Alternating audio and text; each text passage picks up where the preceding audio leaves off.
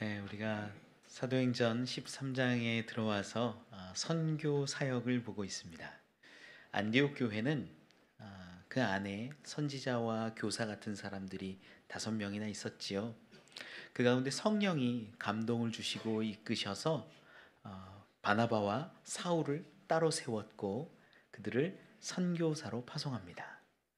첫 번째 도착한 곳이 구브로 섬의 저 남동쪽에 있는 살라미라는 지역이었어요. 여기에서 복음을 많은 유대인 회당에서 전했지만 특별한 소득은 없었던 것 같습니다. 성경이 기록하기를 거기에 복음을 전했는데 말씀을 전했는데 요한을 수행원으로 두었더라, 이런 독특한 기록이 남아 있었지요. 구브로 섬을 쭉 관통해서 서쪽 지경 이 바보에 이르렀을 때는 여기에서 서기오 바울이라는 총독을 만나요. 여기에 누가 옆에 늘 함께 있었냐면 엘루마라고도 하고 거짓 선지자인 바 예수를 만납니다. 이 바 예수라는 이름의 뜻을 우리가 좀 알았지요. 뭐예요? 예수님의 아들. 놀라운 이름이 담겨 있었어요. 사실 예전에 이 스데반 시절에 이 구브로 섬에 복음이 전파되었기 때문에 이 바 예수는 거기에 은혜를 받고 감동을 하고 어쩌면 복음을 받아들인 자였을지도 모릅니다. 그런데 예수의 아들이라 말하고 복음을 알고 있는 자인데도 불구하고 바나바와 사울이 전하는 그 복음을 대적하는 거예요. 듣지 않고 복음이 흘러가는 길을 대적하여 서기오 바울이 그들을 따라가지 못하도록 막 힘을 쓰는 겁니다. 성령이 임재하셨고 이 바울의 입을 통하여서 그를 꾸짖지요. 잠시 동안 보지 못하게 된 것으로 여겨져요. 나중에는 보게 되었을 것으로 저는 개인적으로 생각합니다. 왜? 그를 저주하는 것이 아니라 결국은 하나님의 영광을 드러내고 쓰기 위해서 그렇게 하셨을 것으로 여겨지는 거죠. 서기오 바울 그 총독은 예수를 믿게 되고 이제 바울과 바나바는 이 섬을 떠나서 다른 지역으로 복음을 전하게 됩니다. 오늘 본문은 그 이야기를 담아내고 있어요. 함께 이 이야기를 좀 보기 전에 제가 지난 시간에 얘기를 드렸는데 정리하지 못한 부분이 하나 있어요. 바울과 사울 이름이 어떻게 됩니까? 라는 거였어요. 오늘 제가 말씀드린다고 했거든요. 사실 그렇게 중요한 건 아닌데 우리가 좀 알면 좋기에 설명을 드립니다. 저도 어렸을 때 설교를 들을 때 사울이었던 자가 회심해서 은혜 받아서 바울이란 이름으로 바뀌었다라고 들었던 적이 있어요. 참 은혜가 되었어요. 저도. 그런데 사실 성경을 자세히 보면 그렇지만은 않습니다. 왜 그러냐? 처음 사울을 부르실 때의 장면부터 면면을 보면 지금 파송받아서 구브로 섬에서 선교하고 있잖아요. 이때까지 이름을 뭐로 불러요? 사울이라 부르는 거예요. 13장 9절에 이르러서야 바울이라는 사울이 등장하거든요. 그 전까지 계속 성경에서는 사울, 사울, 사울, 사울로 소개됩니다. 실제로도 성경을 좀 보면 사도행전 9장 4절을 보면 이렇게 예수님이 찾아오세요. 찾아와서 말씀하시는 장면이죠. 9장 4절 같이 읽어볼까요? 시작. 땅에 엎드러져 들음에 소리가 있어 이르시되 사울아 사울아 내가 어찌하여 나를 박해하느냐 하시거늘. 예수님이 찾아오셔서 말씀하시는 장면인데 뭐라고 불러요? 사울이라고 불러요. 성령님이 안디옥 교회에 있을 때에도 부르시는 장면을 좀 보면 우리 13장 사도행전 13장 2절 같이 한번 읽어보죠. 시작. 주를 섬겨 금식할 때 성령이 이르시되 내가 불러 시키는 일을 위하여 바나바와 사울을 따로 세우라 하시니. 예수님도 그렇고 성령님도 그렇고 늘 뭐라고 불렀냐면 사울이라고 불렀다라는 거예요. 그러니까 회심한 다음에 바울이라고 불려진 게 아니라 회심하고도 또 교사와 선지자로 사역할 때도 파송 받을 때도 사울이라고 불렸다라는 것을 우리는 알게 돼요. 그래서 단순히 마음이 바뀌어서 이름이 바뀌었다 그게 아니라 그에게는 이름이 2개였는데 바울이라는 이름, 사울이라는 이름이 있었다라는 거예요. 13장 9절에 보면 이렇게 기록을 하죠. 9절 말씀 같이 읽어볼까요? 시작. 바울이라고 하는 사울이 성령이 충만하여 그를 주목하고 아멘. 이 부분을요. 헬라어 성경으로 보면 사울로스 대 호카이 파울로스 이렇게 돼요. 이게 좀 어려운데 무슨 얘기냐면 사울 그리고 바울이라고 불렸던 뭐 이런 의미예요. 쉽게 말하면. 그런데 여기서 보면 파울로스라는 그 바울 앞에 관사가 붙어요. 그게 무슨 얘기냐면 요런 의미예요. 사울 원래 바울로 불렸던 그 바울. 그러니까 원래 뭐로 더 많이 불렸냐면 바울로 많이 불렸을 것으로 요즘 학자들은 추정을 많이 해요. 그런데 그는 원래 어디 출신이냐면 길리기아의 다소 사람이에요. 거기에서 시민권도 갖고 있고 귀족으로서 능력 있는 삶을 부자로서 살고 있다가 예루살렘에 어떤 유학 온 거죠. 유학 와서 유대인들과 함께 지내고 율법도 배우고 가말리엘의 문화에서 여러 가지 훈련을 받았던 사람입니다. 그러니 유대인 배경에서는 뭘로 불리는 게 맞냐? 사울이 나은 거예요. 이 사울이라는 이름은 히브리어거든요. 그러다 보니까 그렇게 불렸던 자인데 이제 뭐가 되냐면 바울로 이렇게 변하게 되었다. 원래 바울로 불렸던 자가 그곳에서는 사울로 불렸고 이제 바울로 불리게 된다. 굉장히 중요한 의미가 여기 사실 하나 담겨져 있어요. 어떤 거냐면요. 이 사울이 바울이 됐다라는 것은 이제 그의 배경, 그의 삶의 배경이 유대인과 이방인 이렇게 같이 있었던 배경에서 이제는 헬라인적인 배경으로 변화되었다라는 것을 담아냅니다. 저도 영어 이름이 있어요. 데이빗인데 거의 안 씁니다. 외국 나가면 어떻게 쓸 텐데 거의 외국을 잘 나간 적이 별로 없어서 한국에만 살다 보니까 안 써요. 우리 외국에 유학 가거나 어학연수 가면 처음 만드는 게 뭐냐면 외국 그 나라 이름이에요. 왜요? 그 나라에서 써야 되니까. 한국 이름 어렵거든요.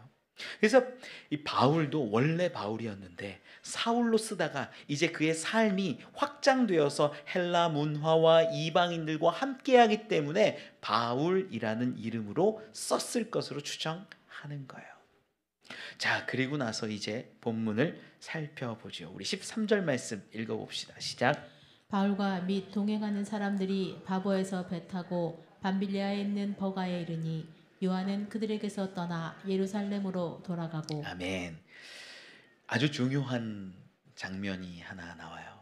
여기서 이제 바보를 떠나서 밤빌리아 버가에 이르고 이제 비시디아 안디옥이라는 저 산맥을 넘어가는 장면이 나오는데 여기에 참 이상한 거예요. 왜 그러냐면 13절에 바울과 및 동행하는 사람들이 이렇게 기록을 합니다. 지금까지 어떻게 기록을 했었냐면요. 12장 25절을 먼저 읽어볼까요? 사도행전 12장 25절 시작. 바나바와 사울이 부조하는 일을 마치고 마가라 하는 요한을 데리고 예루살렘에서 돌아오니라. 원래 바나바와 바울은요 세트로 움직였는데 먼저 앞에 이름이 나오는 게 누구예요?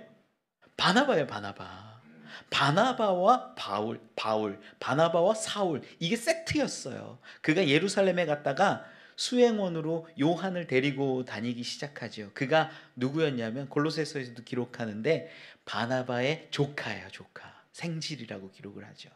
그러니까 바나바의 조카 요한이 이제부터 따라다니기 시작하면서 셋이 같이 움직이는데 맨 앞에 누가 나오냐면 바나바가 나오는 거야. 바나바가 13장으로 넘어가서 안디옥에서 파송받는 장면 우리 다시 보면 13장 2절이에요. 같이 한번 읽어볼까요? 13장 2절 시작.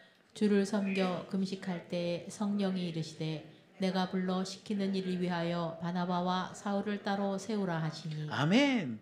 바나바가 기록이 돼요. 먼저 나오는 게.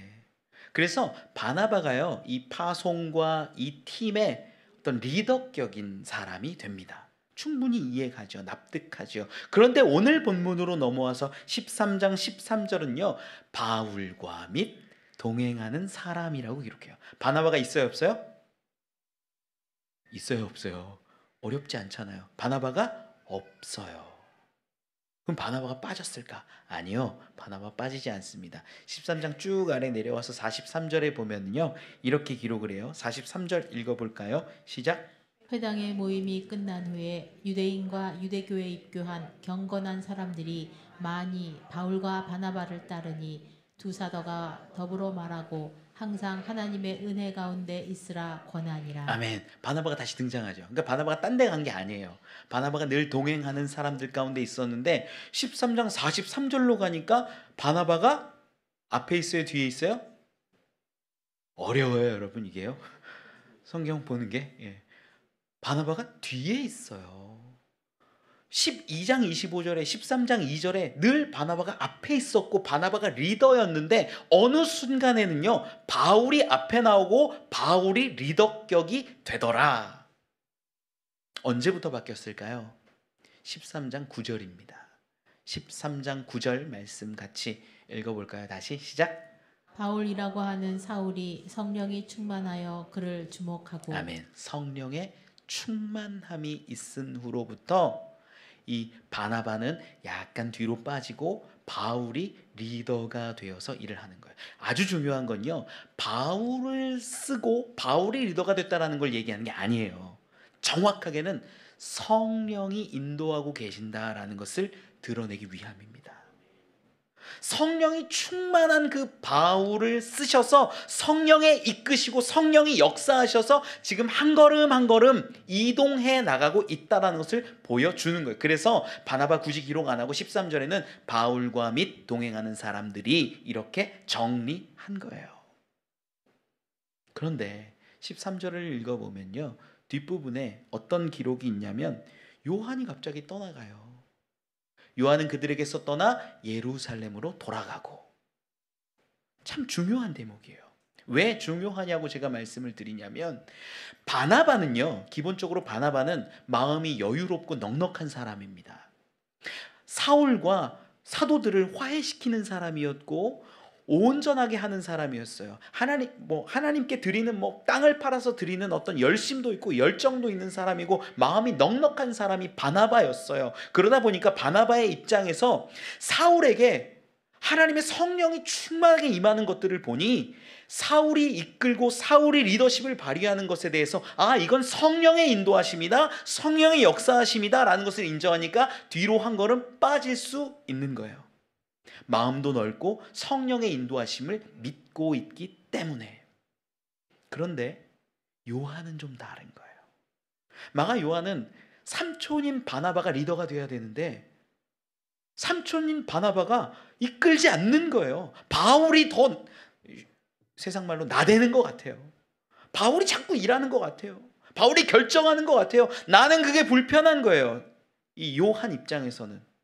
그래서 튕겨 나갔을 것으로 봐요. 실제 그러한가? 사도행전 15장을 넘어가서 볼까요? 15장 35절 말씀을 같이 한번 읽어봅시다. 15장 35절. 이때가 언제냐면 1차 전도 여행이 끝나고 안디옥에 돌아왔을 때의 이야기예요. 15장 35절 같이 읽죠. 시작. 바울과 바나바는 안디옥에서 유하며 수다한 다른 사람들과 함께 주의 말씀을 가르치며 전파하니라. 바울과 바나바 같이 기록되잖아요. 늘 이제 세트로 다녔는데 1차 전도 여행을 끝나고 안디옥에 돌아와서 사람들 가르치고 있는 거예요. 그 다음 이야기가 이제 어떻게 기록되는지 봅시다. 우리 36절로 41절까지 쭉 읽어봅시다. 시작.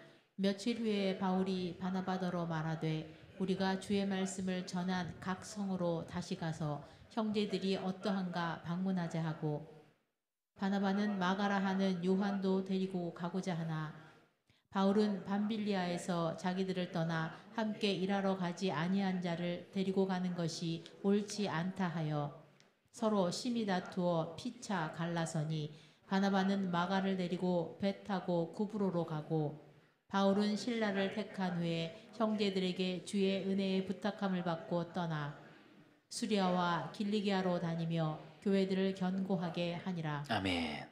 무슨 얘기냐면요, 지금 우리가 읽고 있는 13장 가운데 요한이 예루살렘으로 돌아갔잖아요. 밤빌리아에서.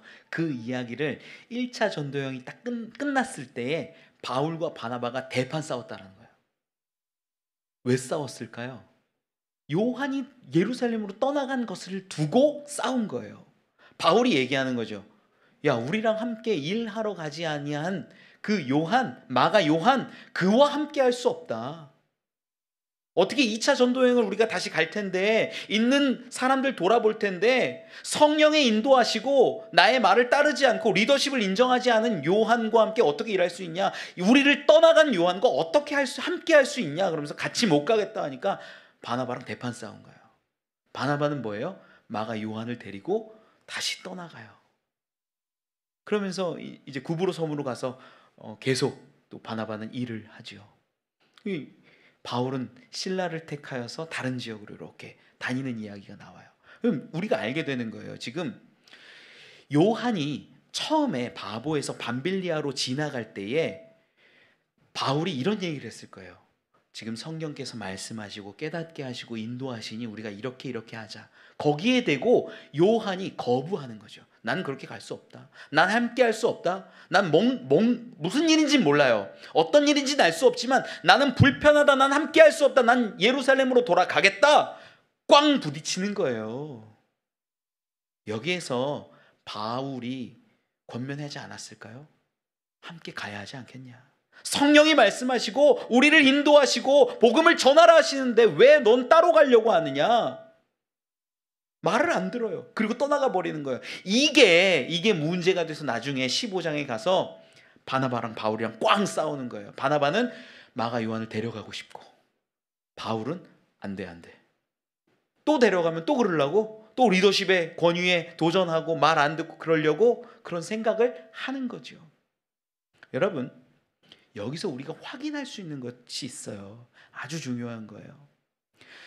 바나바는 하나님의 권위에 성령의 인도하심에 인정해서 바울의 리더십을 인정해 주는 거예요. 네가 나아가라. 내가 따라가겠다. 내 이름이 기록되지 않아도 좋다. 내 이름이 너의 뒤에 있어도 좋다. 괜찮다. 그런데 요한은요, 사람의 관계, 내 삼촌 바나바의 이름이 왜 먼저 나오지 않고 삼촌이 리더십을 보이지 않고 난 거기 갈 수 없다 얘기하는 거예요. 여러분, 마가 요한은요, 성령의 인도하심을 따라가는 것이 아니라 사람의 관계 때문에 여기까지 왔을 수도 있다라는 거예요. 아주 중요한 대목이죠. 여러분, 이걸요 우리 가운데 적용해 보면 답이 나와요. 우리 하나님의 일을 한다라고 얘기하는데 잘 가요. 그러다가 이견이 발생하잖아요. 그러면 사람이 선택을 합니다. 나는 어떤 권사님 편에 설 거야. 나는 이쪽 장로님 편에 설 거야. 나는 목사님 편에 설 거야. 오래된 교회, 큰 교회일수록 그게 많아요. 나랑 친하니까. 이 권사님은 나랑 평생을 함께 했어. 신앙생활 30년, 40년을 했어. 이 권사님 하라는 대로 해야지. 하나님의 뜻을 구하거나 기도를 하거나 하나님께 묻는 것이 아니라 사람의 관계 때문에 무언가를 결정하고 판단한 일들이 우리 가운데 비일비재하다라는 거예요. 요한이 그래요. 그런데 진짜 하나님이 원하시는 건 뭘까요? 하나님의 뜻에, 즉 성령의 인도하심에, 성령의 리더십에 순종하는 것이라는 거예요. 전 여러분들께 권면합니다. 여러분, 저를 볼 때에 목사님의 말이라고 다 듣지 마세요. 사람의 목사라는 것은요, 틀릴 수도 있고 실수할 수도 있습니다. 목사의 말을 다 의지하고 따를 필요 없습니다. 그러나 목사의 말이 하나님의 말씀처럼 하나님의 뜻으로 여겨지시고 받아들여지시면 거기에 순종하는 게 옳아요. 아주 중요한 거예요. 목사를 따르는 게 아니라 목사가 대언하고 얘기하지만 하나님의 뜻과 말씀이 그 안에 있다라고 여겨지면 순종하고 도전하고 노력하는 모습이 우리 가운데 있어야 한다라는 거예요. 요한은 어떻습니까? 성령의 인도하심보다 사람과의 관계가 먼저였던 거예요. 그러니 야, 우리 삼촌 바나바가 나오지 않으면 난 갈 수 없어. 떠나갈 거야. 어떤 사건인지는 알 수 없으나 튕겨져 나갔던 것이지요. 여러분, 이거 하지 마시기 바랍니다.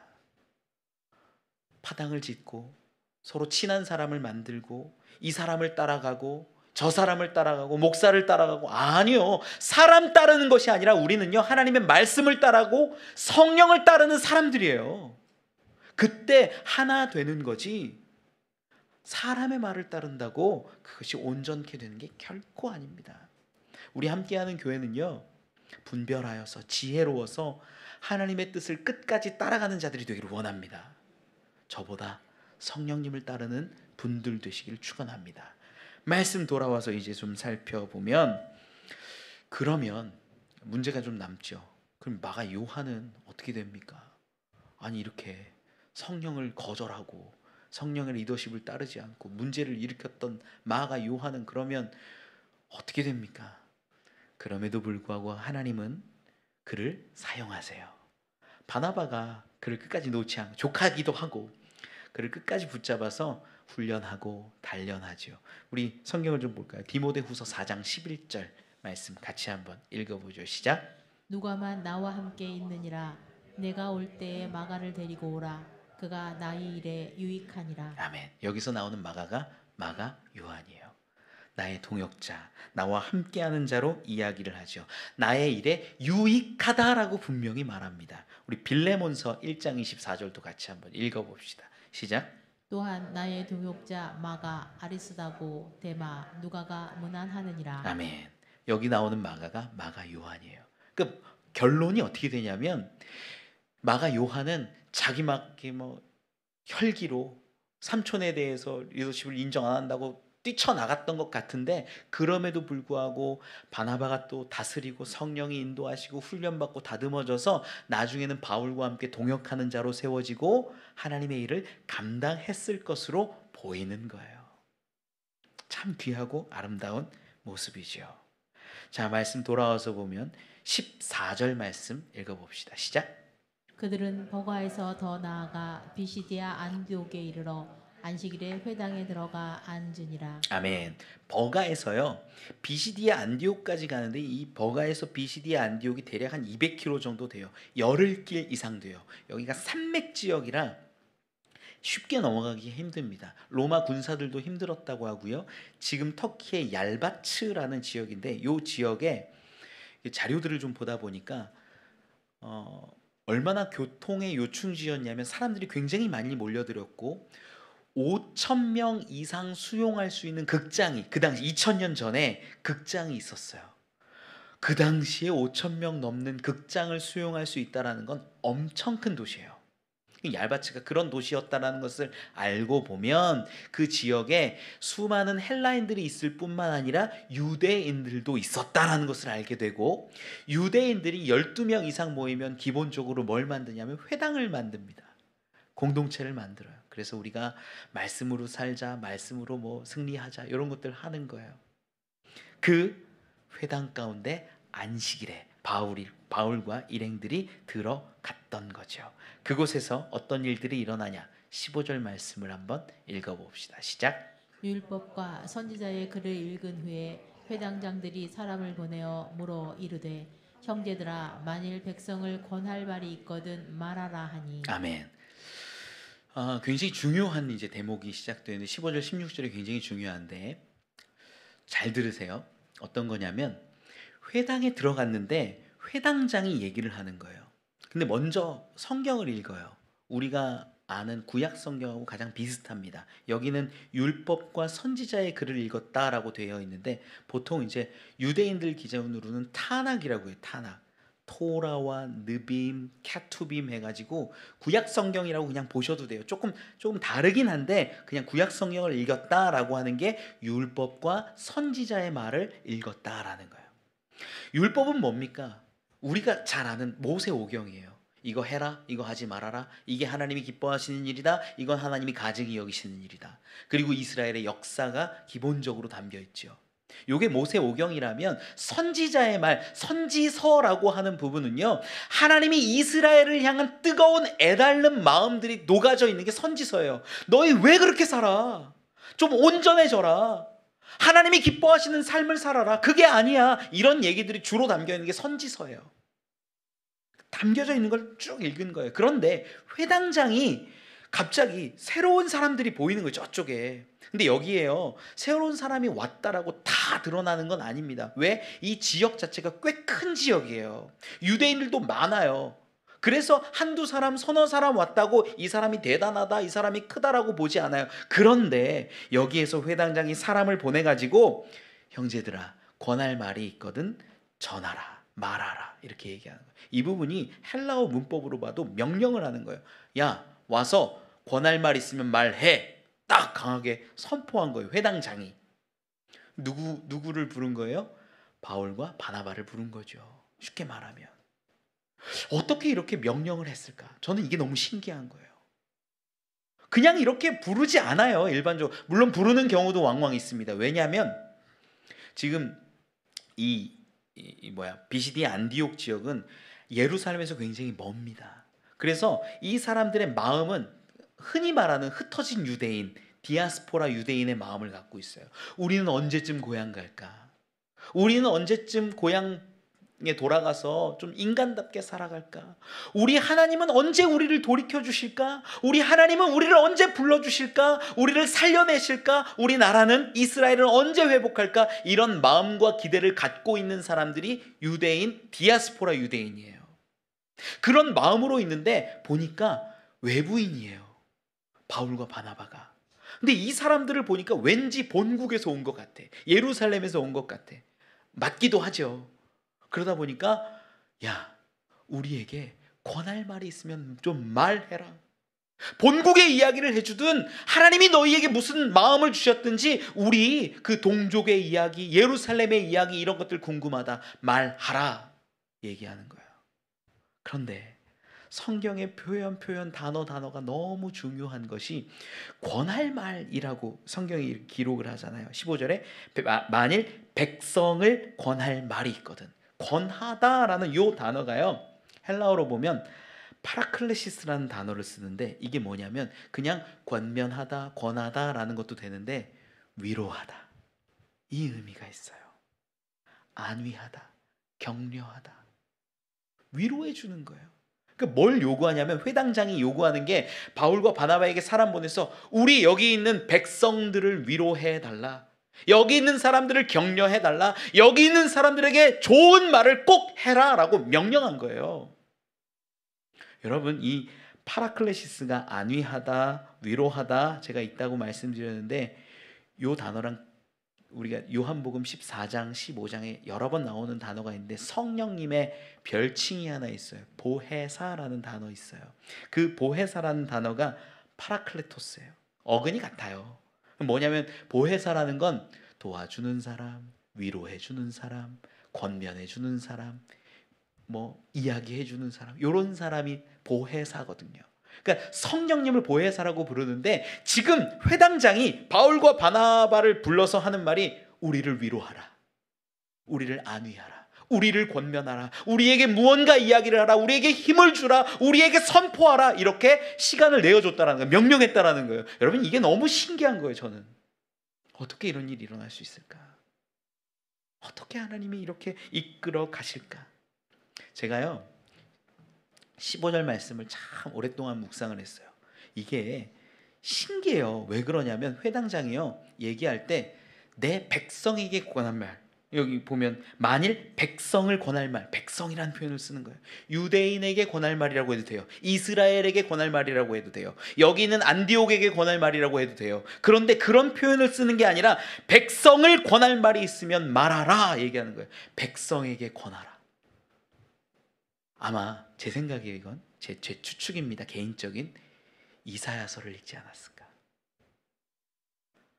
이 바울도요 뭔가 권할 말이 있어서 이제 섰는데 권할 말이 뭘까? 내가 어떤 말을 권할까? 우리는 알고 있잖아요. 복음을 전할 거라는 건 알고 있어요. 그건 기본적인 사실이니까. 예수 그리스도를 전한다라는 건 알고 있어요. 그런데 바울의 마음이 어떨까? 제가 고민해 볼 때 이사야서 40장이 딱 떠오르더라고요.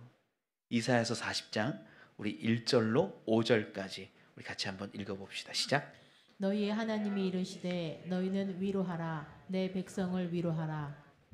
너희는 예루살렘의 마음에 닿도록 말하며 그것에게 외치라. 그 노역의 때가 끝났고 그 죄악이 사함을 받았느니라. 그의 모든 죄로 말미암아 여호와의 손에서 벌을 배나 받았느니라 할지니라 하시니라. 외치는 자의 소리여 이르되 너희는 광야에서 여호와의 길을 예비하라. 사막에서 우리 하나님의 대로를 평탄하게 하라. 골짜기마다 도두어지며 산마다 언덕마다 낮아지며 구르지 아니한 곳이 평탄하게 되며 험한 곳이 평지가 될 것이요 여호와의 영광이 나타나고 모든 육체가 그것을 함께 보리라. 이는 여호와의 입이 말씀하셨느니라. 아멘. 여러분, 모든 선지자의 진짜 위로의 말씀, 참 위로의 말씀은요, 다 어디로 귀결이 되냐면 메시아로 귀결이 돼요. 그리스도로 귀결이 돼요. 그러다 보니까 이사야 선지자에겐 내 백성을 위로하라라고 말씀하시면서 5절에 분명히 이야기하는 것이 여호와의 영광이 나타나고 모든 육체가 그것을 함께 보리라, 이렇게 마무리가 져지는 거예요. 여러분, 바울이 이걸 알았을까 몰랐을까? 알았을 것 같아요. 여기 섰는데 회당장이 얘기하는 게 백성을 권할 말이 있거든, 백성을 위로할 말이 있거든, 권하라, 말하라, 선포하라. 이야기할 때 마음으로부터 끓어오르는 감정이 뭐였을까요? 내가 예수를, 그리스도를, 메시아를 전해야겠다. 여러분, 놀라운 사건인 거죠. 실제로 우리 다다음 시간에 얘기하겠지만 복음을 증거합니다. 예수 그리스도를 선포해요. 그가 할 거는요, 위로할 건 딱 하나밖에 없는데 예수라는 거예요. 위로의 중심은 메시아예요. 메시아. 위로의 핵심은요, 예수가 그리스도이시다라는 그 복음이에요. 다른 게 아니에요. 많은 사람들이 교회에 와서요, 위로받기 원합니다. 나를 알아주길 원하고, 내 문제를 알아주길 원하고, 내 상황을 알아주길 원하고, 내 가슴이 아팠던 것들을 알아주길 원해요. 맞아요. 그렇게 알아주기만 하고 그 옆에 같이 있어주기만 해도 조금의 힘은 되는 건 맞아요. 그런데 진짜 위로는요, 참 위로는요, 수많은 선지자들이 이야기하고 지금 바울이 전하겠지만 예수가 그리스도 되셨다라는 복음이 우리에게 위로된다라는 거예요. 여러분, 이게 우리에게 힘이 되는 거예요. 다른 게 아니에요. 야, 우리 뭐 아파트가 어떻게 됐다든, 우리 주식이 어떻게 됐다, 우리 뭐가 어떻게 됐다, 돈을 많이 벌었다, 내 자녀가 성공했다, 좋은 대학에 갔다, 좋은 취직을 했다, 이런 것들이 나에게 기쁨이 되고 위로가 되는 게 아니라 예수가 그리스도이시다라는 그 놀라운 사실이 우리에겐 위로가 되더라라는 거예요. 여러분, 이걸 우리가 알아야 돼요. 실제로 16절에 보면요, 이렇게 기록을 합니다. 16절 말씀 같이 읽어볼까요? 시작. 바울이 일어나 손짓하며 말하되 이스라엘 사람들과 및 하나님을 경외하는 사람들아 들으라. 아멘. 바울이 이제 얘기하는 거예요. 내용은 다다음 시간에 얘기하겠지만 선포하는 내용이 뭐냐면 이스라엘 사람들과 하나님을 경외하는 사람들아 들으라. 들으라도 여기도 명령형이에요. 선포하는 거예요. 듣는 게, 여러분, 듣는 건 수동적이잖아요. 그런데 들어라. 네가 힘을 다해 들어라. 노력해서 들어라. 분명히 들어라. 반드시 들어라. 명령하는 거예요. 들어라고 얘기하는 거예요. 왜? 이 지금 전하고 있고 내가 말하려고 하는 이것이 너희에겐 놀라운 위로가 될 것이기 때문에. 그 위로가 뭐예요? 예수가 그리스도다예요. 여러분, 제가 말씀드릴게요. 예수가 그리스도다라는 얘기를요, 우리가 들으면요, 감흥이 있어요, 없어요? 감흥이 있어요, 없어요? 대답을 못 하세요. 여러분, 이게요, 정리가 딱 되거든요. 감흥이 있는 사람과 감흥이 없는 사람이 나뉘어요. 예수가 그리스도라는 게. 감흥이 없는 사람, 아무 관심이 없는 사람들은요, 예수가 그리스도다라고 아무리 얘기해줘도 기쁨이 없어요. 여러분, 기뻐요? 기쁨 없는 사람 굉장히 많습니다. 실제로요, 누가복음 14장 가운데 보면 예수님이 하시는 말씀이에요. 누가복음 14장 15절로 20절인데 그 좀 같이 읽어볼까요? 누가복음 14장 15절로 20절 같이 읽어봅시다. 시작. 함께 먹는 사람 중에 하나가 이 말을 듣고 이르되 무릇 하나님의 나라에서 떡을 먹는 자는 복되도다 하니 이르시되 어떤 사람이 큰 잔치를 베풀고 많은 사람을 청하였더니 잔치할 시각에 그 청하였던 자들에게 종을 보내어 이르되 오소서 모든 것이 준비되었나이다 하매 다 일치하게 사양하여 한 사람은 이르되 나는 밭을 샀음에 아무래도 나가 보아야 하겠으니 청컨대 나를 양해하도록 하라 하고 또 한 사람은 이르되 나는 소 5겨리를 샀음에 시험하러 가니 청컨대 나를 양해하도록 하라 하고 또 한 사람은 이르되 나는 장가 들었으니 그러므로 가지 못하겠노라 하는지라. 아멘. 무슨 얘기냐면요, 놀라운 천국 잔치를 베풀고 생명의 떡을 먹게 해주겠다라고 얘기를 해도 관심이 여기에 있지 않고 생명에 있지 않고 내가 장가를 갔다든지 내가 소를 샀다든지 내가 땅을 샀다든지 밭을 샀다든지 내가 여기에 있는다든지 거기에 관심이 있으면 생명의 떡 이야기를 아무리 해도 다가오는 반응이 뭐냐면 나 못 가겠다 미안해 이렇게 반응이 온다라는 거예요. 교회 오는 사람들도 이런 사람 많아요. 교회 와서 뭘 원하냐면 밭을 원하고 소를 원하고 장가가길 원하고 자녀 잘 되길 원하고 성공하기를 원하는 사람들은 대부분 여기에 속해요. 내가 원하는 것이 있지 않으면 나 의미가 없는 것 같은데 교회 괜히 온 것 같은데 떠나가는 거예요. 내가 원하는 것을 누리지 못하니까. 여러분 굉장히 많습니다. 예수님이 이걸 보시고 얼마나 속상하셨을까.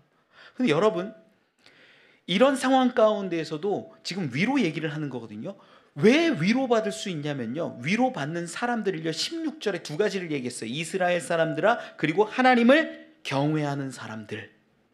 두 가지요. 위로받는 사람이. 그러니까 말씀을 듣고 예수가 그리스도라는 것이 나에게 진짜 위로가 된 사람은 경외하는 사람인데 이 경외하다라는 게 너무 중요해요. 경외하다라는 거 헬라어로는요 포베오라는 단어를 쓰는데 그냥 무섭다예요. 두렵다예요. 그런데 다행히 그 앞에 호라는 관사가 붙어 있어요. 그 두려움이에요. 무슨 두려움일까? 하나님을 두려워하는데 그게 기쁨이 된다고? 하나님을 두려워하는데 위로가 된다고? 그 복음을 들었을 때 뭔가가 힘이 된다고? 왜? 그 두려움은 경외함은 어떤 거냐면 그 두려움이라고 그러잖아요. 그 경외함이잖아요. 그 경외함은 신명기 10장 12절 가운데 확인이 되는데 신명기 10장 12절 13절 같이 한번 읽어볼게요. 시작. 이스라엘아 내 하나님 여호와께서 내게 요구하시는 것이 무엇이냐 곧 내 하나님 여호와를 경외하여 그의 모든 도를 행하고 그를 사랑하며 마음을 다하고 뜻을 다하여 내 하나님 여호와를 섬기고 내가 오늘 내 행복을 위하여 내게 명하는 여호와의 명령과 규례를 지킬 것이 아니냐. 아멘.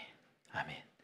이게요 경외함이라는 것도 사실 히브리어에 이제 야레라는 요 단어를 쓰는데 요 단어가 어떤 두려움이냐면 헬라어로는 구분이 잘 안 되는데 헬라어로 그 두려움이라고 얘기해서 야레라는 걸 아는데 옛날에 그 구약 시대에 있었던 두려움, 아브라함이 가졌던 경외함, 야곱이 이삭이 가졌던 경외함과 두려움 이걸 얘기하는 거예요. 그 두려움은 신명기 10장 12절 13절에서 분명히 이야기하는데 하나님을 경외하는 사람은 그분의 존재를 인정하고 그분을 두려워하고 그분을 사랑하는 모습으로 나타나더라라는 거예요.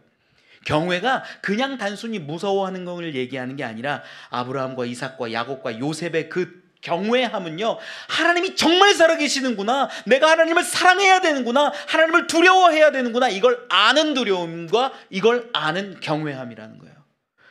그러다 보니까 신명기 10장 12절 13절에서 나오는 것들이 뭐예요? 그의 모든 도를 행하고 그를 사랑하며 마음을 다하고 뜻을 다하여 내 하나님 여호와를 섬기고 내가 오늘 내 행복을 위하여 내게 명하는 여호와의 명령과 규례를 지킬 것이 아니냐 이야기하는 거예요.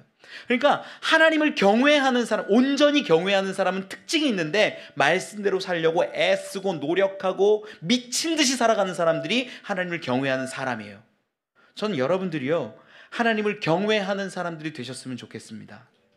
그런데 이 경외함을 가지고 있을 때 복음이 진짜 위로가 되는 거예요. 왜 그러냐?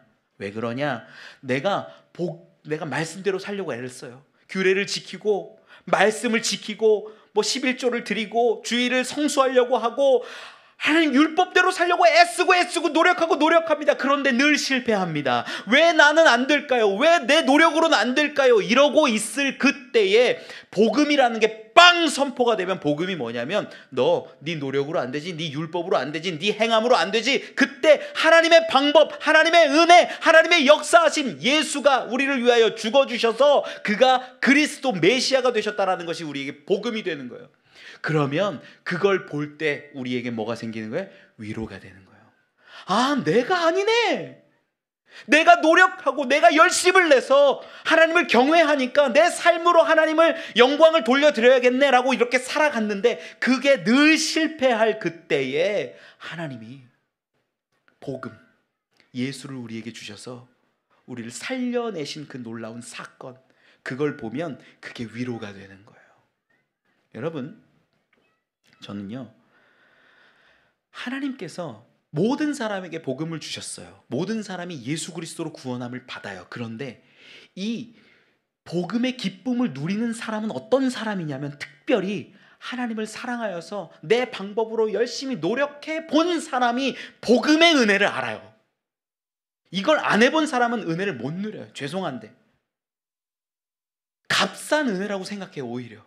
근데 그게 아니라 내가 하나님 말씀대로 살아보려고 애쓰고 노력했는데 그게 어그러지고 실패하고 무너졌을 그때에 하나님의 방법, 은혜, 예수가 그리스도다라는 그 사실을 우리에게 딱 선포되어지면 이게 우리에게 놀라운 은혜가 되는 거예요. 그걸 얘기해요, 지금. 그래서 바울이 선포하는 내용으로 돌아와서 보면 얘기하는 거예요. 위로하래요. 내가 진짜 위로할게. 여기 다 하나님을 경외하지? 다 하나님 사랑하지? 율법 지키려고 애쓰지? 말씀대로 살려고 애쓰고 노력하고 있는 모습 보이지? 그런데 내가 너희를 위로할게. 진짜 위로는 예수가 그리스도 되셨다라는 거야. 우리를 위해 죽으시고 우리를 살려내신 하나님의 놀라운 은혜가 이 시간 이 자리 가운데 흐르고 있다라는 거야. 이걸 선포한 거예요. 말씀 가운데 너무 깊은 내용들이 많이 담겨 있어요. 여러분, 율법으로 실패해 본 사람이 은혜의 기쁨을 알아요. 우리는 대부분이 어떠냐면 율법으로 실패조차 안 해봤기 때문에 이 하나님의 은혜를 경험하지 못하는 거예요. 제가 그래서 때로는 하나님의 은혜 요거 설명하기 전에 성도들한테 주일 성수 무조건 하십시오. 새벽 예배 무조건 나오십시오. 헌금 무조건 하십시오. 막 이렇게 한 다음에 못하지요. 이제 하나님의 은혜를 설명해야겠나. 이런 생각까지 해봤어요. 그게 아니니까 그냥 안 하는 거죠. 여러분, 내가 노력하고 내가 하나님 믿으려고 하고 내가 무언가 의를 이루어 보려고 할 때 실패한 경험 있는 사람이 하나님이 주시는 그 구원의 길을 보면서 놀라운 감격을 누리는 거예요. 여러분, 여기까지 저는 갔으면 좋겠어요. 시간이 많이 돼서 좀 정리를 할게요. 여러분, 세상을 보면서 세상의 성공과 세상의 만족과 유익과 이런 것들을 원하십니까? 예수가 하나도 기쁘지 않아요. 그러면 죄송한데 이 안에도 있을 수 있어요. 정말 이 안에도 내가 세상 것으로 기쁘고 성공이 나에게 최고고 예수가 기쁨이 안 돼요. 내가 뭔가 행해보지도 않고 노력도 안 하고 예수 믿으면 구원받는다고? 그래? 나중에 언젠가 내가 죽기 전에 믿으면 되겠네. 이런 생각하는 사람 아무런 위로가 안 돼요. 아무런 위로가. 그런데 하나님을 경외해 보려고 하고 하나님을 사랑해 보려고 하고 어떻게 하면 그 하나님을 내가 조금 더 하나님께 가까이 갈 수 있을까 고민하고 생각하는 사람들은요, 자기의 실패를 경험했기 때문에 예수가 그리스도라는, 예수가 나를 위해 죽으셨다라는 그 놀라운 사실이 너무나 큰 위로가 되고 감사가 되고 큰 기쁨이 되는 거예요. 여러분, 많은 단계가 있어요. 그런데 그 단계를 거쳐서 여러분에게 예수가 참 위로가 되었으면 좋겠습니다. 말씀 맺을게요. 오늘 말씀 내용이 좀 많지만 더듬어 보면 이런 겁니다. 우리 요한처럼 살 때 참 많아요. 마가 요한처럼 하나님의 성령님의 인도하심보다 사람 관계, 사람 말 그거 듣고 결정하고 판단하고 살아갈 때 참 많습니다. 하나님 이제는 우리를 다듬어 주셔서 성령께 순종하고 하나님께 순종하는 그러한 사람들이 되게 하옵소서. 하나님, 우리 진짜 위로가 무엇인지 다시 한번 돌아보기 원합니다. 세상의 성공, 세상의 물질이 나에게 위로가 되는 것이 아니라 정말 예수가 그리스도 되셨다라는 그 복음이 나에게 위로입니까? 이걸 물으면요, 내가 하나님을 경외하는 자인지 아닌지가 답이 나와요. 하나님 경외해 보십시오. 그리고 처절하게 실패도 해 보십시오. 그러나 하나님이 내어주신 그 놀라운 사랑과 은혜를 발견하면 참 위로를 얻으실 줄 믿습니다. 그러한 저와 여러분 우리 되시길 간절히 축원합니다. 우리 같이 찬양하고 함께 기도하시죠.